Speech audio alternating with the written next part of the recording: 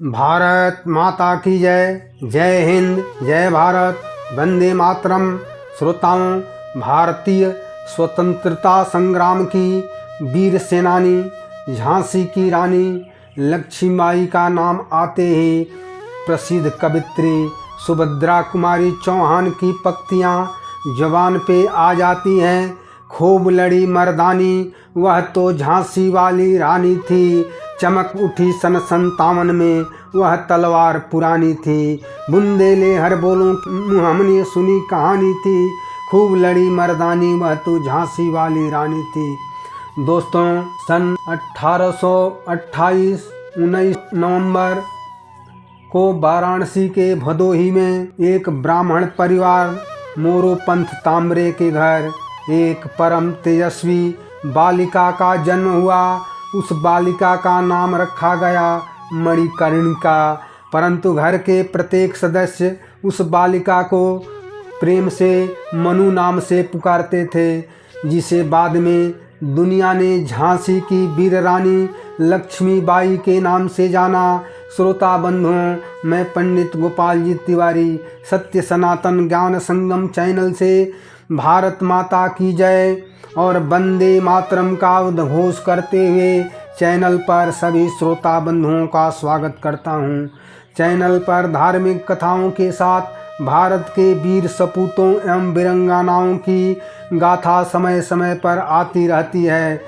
Channel का उद्देश्य महापुरुषों के वीरता की कहानियों के द्वारा हर भारतीय के अंदर मातृभूमि के प्रति प्रेम तथा समर्पण की भावना को बढ़ाना है। इसी कामना के साथ भारत माता की वीरांगना झांसी की रानी लक्ष्मीबाई की अमर कथा लेकर आया हूँ। झांसी की रानी की वीरता की यह कथा भारत के वीर सपूतों एवं वीरांगनाओं की अमर गाथा है। वंदे मातरम। श्रोता बंधु, रानी लक्ष्मीबाई 1857 के प्रथम स्वतंत्रता संग्राम की एक बहादुर वीरांगना थी। झांसी की रानी ने आखिरी दम तक वीरता के साथ आज़ादी की लड़ाई लड़ती रही। उस वीरांगना का नारा था, मैं मैदाने जंग में मरना है, फिरंगियों से नहीं डरना है। मरने के बाद भी रानी अंग्रेजों के हाथ नहीं आई थी। मैं अपनी झांसी फिरंगियों को नहीं दूंगी। इस शब्द के साथ ही रानी लक्ष्मीबाई अपनी मातृभूमि के लिए अपना प्राण न्यौछावर करने को तैयार थी और वीर रानी ने ऐसा करके दिखलाया भी। रानी लक्ष्मीबाई के पिता मोरोपंत तांबरे मराठा बाजीराव के जो ब्राह्मण राजा थे, उनके दरबार में मंत्री थे। मात्र 4 वर्ष की उम्र में रानी लक्ष्मीबाई की माता भागीरथी बाई का निधन हो गया। इसके बाद मनु का ध्यान रखने वाला कोई भी नहीं था। तब मनु के पिता मोरोपंत तांबरे उन्हें बिठर लाए और अपने साथ ही मनु को पेशवा बाजीराव के दरबार में ले जाने लगे। मनु की सुंदरता और बाल सुलभ चंचलता ने सबका मन मोह लिया। यही नहीं, पेशवा बाजीराव ने मनु को नया नाम दिया था छबीली।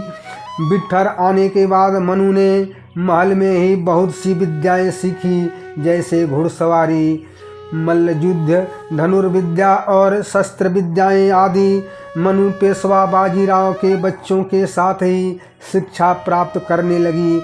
मनु बहुत ही तेज बुद्धि की थी। वीरता, दृढ़ संकल्प, निडरता और एक वीर योद्धा के सभी गुण मनु के अंदर कम उम्र में ही विद्यमान थे। समय के साथ मनु की उम्र बढ़ती गई। बढ़ती उम्र के साथ मनु के अंदर एक सफल घुड़सवार तथा वीर योद्धा के गुण भी बढ़ते गए। समय के साथ मनु का विवाह झांसी के ब्राह्मण राजा गंगाधर राव के साथ संपन्न करा दिया गया। सन 1842 में विवाह के पश्चात मनु झांसी की रानी बन गई और उनका नाम मनु से बदलकर रानी लक्ष्मीबाई रख दिया गया। इसी तरह सन 1851 में रानी लक्ष्मीबाई ने एक पुत्र को जन्म दिया जो सिर्फ 4 महीने ही जिंदा रहा। अल्प आयु में राजकुमार की मृत्यु से पूरे झांसी राज्य में शोक की लहर फैल गई। राजकुमार की मृत्यु के 2 वर्ष बाद ही 1853 में झांसी के राजा गंगाधर राव का स्वास्थ्य बहुत बिगड़ चुका था। इस वजह से दरबारियों ने उन्हें दत्तक पुत्र गोद लेने की सलाह दी। तब राजा गंगाधर राव ने अपने छोटे भाई के पुत्र को गोद लिया और उसे दामोदर राव नाम दिया। कुछ दिनों बाद 21 नवंबर 1853 को राजा गंगाधर राव की मृत्यु हो गई। राजा की मृत्यु के साथ रानी लक्ष्मीबाई की उम्र 30 वर्ष थी, लेकिन रानी लक्ष्मीबाई ने हार नहीं मानी। रानी ने राज्य की सारी जिम्मेदारी अपने ऊपर ले ली। उधर राजा की मृत्यु के उपरांत अंग्रेजों की नज़र झांसी पर पड़ चुकी थी। कंपनी झांसी पर शासन करने की हर संभव प्रयास करने लगी, जिससे अंग्रेज झांसी राज्य को अपने शासन में ले सके। उस समय गवर्नर के पद पर लॉर्ड डलहौजी था। उस समय यह नियम था कि राज्य का उत्तराधिकारी वही बनेगा जो राजा का स्वयं का पुत्र हो। यदि राजा का अपना पुत्र नहीं है तब वह राज ईस्ट इंडिया कंपनी में मिला लिया जाएगा और राज परिवार को उनके खर्चे के लिए पेंशन दी जाएगी। लॉर्ड डलहौजी ने महाराज के मृत्यु का फायदा उठाने की कोशिश की। उसका कहना था कि राजा गंगाधर राव और रानी लक्ष्मीबाई की अपनी कोई संतान नहीं है। इस प्रकार डलहौजी गोद लिए गए पुत्र को राज शासन का उत्तराधिकारी मानने से इनकार कर दिया। तब महारानी लक्ष्मीबाई ने लंदन के ब्रिटिश शासन के विरुद्ध मुकदमा दायर किया, लेकिन लंदन में रानी का मुकदमा खारिज कर दिया गया और आदेश पारित हुआ कि झांसी की रानी किले को खाली कर दें और स्वयं जाकर महल में रहें तथा राज परिवार के खर्चे के लिए 60,000 रुपये पेंशन दी जाएगी। परंतु रानी ने इस आदेश को मानने से इनकार कर दिया और रानी ने घोषणा कर दी कि मैं अपनी झांसी फिरंगियों को नहीं दूंगी। रानी अपनी झांसी को सुरक्षित करना चाहती थी, जिसके लिए उन्होंने सेना को संगठित करना शुरू कर दिया। 7 मार्च 1854 को ब्रिटिश सरकार ने झांसी को ब्रिटिश साम्राज्य में मिलाने का आदेश दिया। रानी लक्ष्मीबाई को ब्रिटिश अफसर एलिस द्वारा यह आदेश मिला, पर रानी ने इसे मानने से इनकार कर दिया और रानी ने कहा मैं अपनी झांसी नहीं दूंगी। और अब झांसी अंग्रेजों से विद्रोह का केंद्र बिंदु बन गया। रानी लक्ष्मीबाई ने कुछ अन्य राज्यों की मदद से अपनी मजबूत सेना तैयार की। उस सेना में पुरुषों के साथ साहसी महिलाएं भी शामिल थीं, जिन्हें युद्ध में लड़ने के लिए प्रशिक्षण दिया गया था। रानी की सेना में लगभग 25,000 सैनिक थे।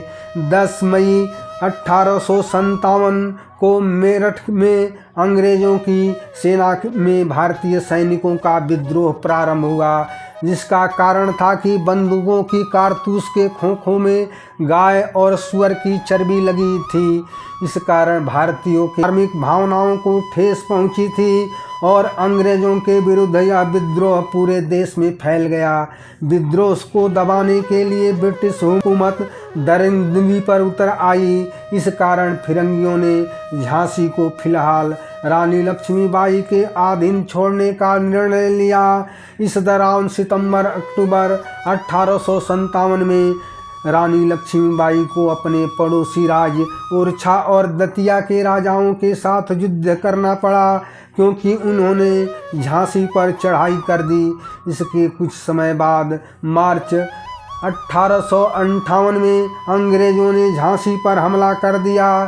तब झांसी की ओर से तात्या टोपे के नेतृत्व में 20,000 सैनिकों के साथ यह लड़ाई अंग्रेजों से लड़ी गई। यह युद्ध लगभग 2 सप्ताह तक चला। फिरंगियों की सेना झांसी के किले की दीवार तोड़ने में सफल रही और फिरंगियों ने नगर पर कब्जा कर लिया। ब्रिटिश हुकूमत झांसी को हथियाने में कामयाब रही और अंग्रेजी सेना ने नगर में लूटपाट शुरू कर दी। फिर भी रानी लक्ष्मीबाई अपने पुत्र दामोदर राव को बचाने में सफल रही। युद्ध में हार जाने के बाद उन्होंने 24 घंटे में 102 मील का सफ़र करके अपने दल के साथ कालकी पहुंची। रानी के साथ तात्या टोपे भी सैनिकों के साथ थे। वहाँ के पेशवा ने उस समय की परिस्थिति को समझकर रानी को शरण दी और अपना सैन्य बल भी रानी को प्रदान किया। 22 मई 1858 को सर हेमरोज ने कालफी पर आक्रमण कर दिया। तब रानी लक्ष्मीबाई ने वीरता और रणनीतिक पूर्वक अंग्रेज़ों को परास्त किया और अंग्रेज़ों को पीछे हटना पड़ा। कुछ समय बाद अंग्रेज़ों ने कालफी पर फिर से हमला कर दिया। इस बार रानी को हार का सामना करना पड़ा। युद्ध में हारने के पश्चात राव साहब पेशवा, बंदा के नवाब तात्या टोपे और अन्य मुख्य योद्धा रानी लक्ष्मीबाई के साथ गोपालपुर में एकत्रित हुए। रानी ने ग्वालियर पर अधिकार प्राप्त करने का सुझाव दिया ताकि अपने लक्ष्य में सफल हो सके। इस प्रकार रानी लक्ष्मीबाई और तात्या टोपे ने गठित विद्रोही सेना के साथ ग्वालियर पर चढ़ाई कर दी और इस प्रकार उन्होंने ग्वालियर के महाराजा को परास्त किया और रणनीतिक तरीके से ग्वालियर के किले पर जीत हासिल की और ग्वालियर का राज्य पेशवा को सौंप दिया। 17 जून 1858 में किम्स रॉयल आयरिश के विरुद्ध युद्ध लड़ते हुए रानी ने ग्वालियर के पूर्वी हिस्से पर मोर्चा संभाला। इस युद्ध में रानी की सेविकाएं भी शामिल थीं। वे पुरुषों के पोशाक में उतनी ही वीरता से युद्ध लड़ रही थी। इस युद्ध के दौरान रानी अपने पुराने घोड़े पर सवार नहीं थी। यह घोड़ा नया था जो नहर के उस पार नहीं जा पा रहा था। रानी स्थिति को समझ गई और वीरता के साथ वही युद्ध करती रही। उस समय रानी पूरी तरह से घायल हो चुकी थी और तभी रानी घोड़े से गिर पड़ी। रानी पुरुष पोशाक में थी, अतः अंग्रेजी सैनिक रानी को पहचान नहीं पाए और उन्हें छोड़ दिया। तब रानी के विश्वास पात्र सैनिक उन्हें पास के गंगा घाट मठ पर ले गए और उन्हें गंगाजल दिया गया और रानी ने अपनी अंतिम इच्छा बताई कि कोई भी अंग्रेज अफसर उनके मृत शरीर को भी हाथ न लगाए। इस प्रकार ग्वालियर के फूलबाग क्षेत्र में उन्हें वीरगति प्राप्त हुई। रानी की मृत्यु के 3 दिन बाद ब्रिटिश हुकूमत ने ग्वालियर को हथिया लिया। रानी की मृत्यु के बाद उनके पिता मोरोपंत तांबरे को अंग्रेज़ों ने गिरफ्तार कर लिया और उन्हें फांसी की सज़ा दी गई। रानी लक्ष्मीबाई के दत्तक पुत्र दामोदर राव को पेंशन दी गई, पर उन्हें उनका अधिकार कभी नहीं मिला और उन्होंने अपना पूरा जीवन अपने अधिकार को प्राप्त करने में व्यतीत किया। 28 मई 1906 में 58 वर्ष की उम्र में उनकी मृत्यु हो गई। देश के प्रथम स्वतंत्रता संग्राम में महत्वपूर्ण भूमिका निभाने वाली वीरांगना लक्ष्मीबाई को हमेशा याद किया जाएगा। रानी का नाम देश को आज़ाद कराने वाले वीरों में स्वर्णिम अक्षरों में दर्ज है। भारत माता की जय। जय हिंद, जय भारत, वंदे मातरम। दोस्तों, रानी लक्ष्मीबाई की वीरता की कथा सुनने के साथ खूब लड़ी मर्दानी, वह तो झांसी वाली रानी थी। गर्व के साथ गुनगुनाते हुए लाइक करें, शेयर करें, कमेंट करें। चैनल को सब्सक्राइब नहीं किए हैं तो सब्सक्राइब ज़रूर करें। जय हिंद, जय भारत, भारत माता की जय, भारत माता की जय।